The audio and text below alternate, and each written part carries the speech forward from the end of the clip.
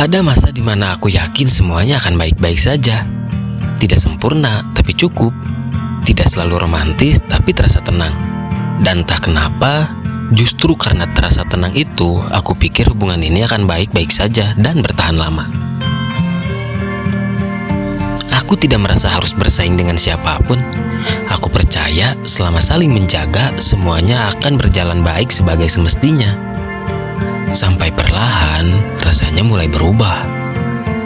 Bukan berubah drastis, justru karena perubahannya kecil, aku sempat mengabaikannya.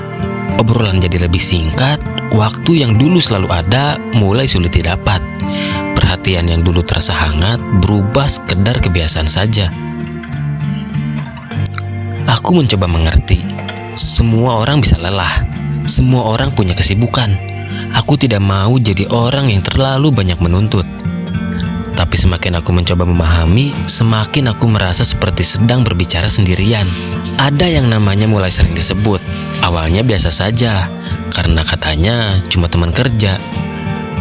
Tidak ada alasan buat aku untuk curiga, dan aku lebih memilih untuk percaya. Karena kadang kita lebih takut kehilangan daripada berani menghadapi kenyataan. Sampai akhirnya aku sadar sesuatu yang sederhana tapi cukup untuk mengubah semuanya.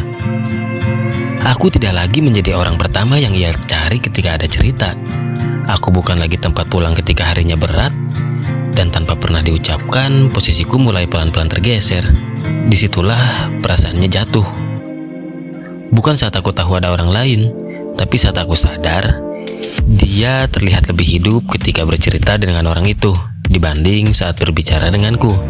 Rasanya aneh, seperti menyadari bahwa tempat yang selama ini kita jaga ternyata sudah ditempati oleh orang lain. Aku tidak pernah mendapat pengakuan langsung, tidak ada kalimat jujur yang mengakhiri semuanya. Yang ada hanyalah sikap yang berubah, pesan yang semakin jarang, alasan yang semakin mudah, dan rasa yang semakin sulit untuk dipertahankan sendirian. Aku sempat bertanya pada diri sendiri, apa aku kurang? Apa aku kalah? Apa aku tidak bisa memberikan semuanya?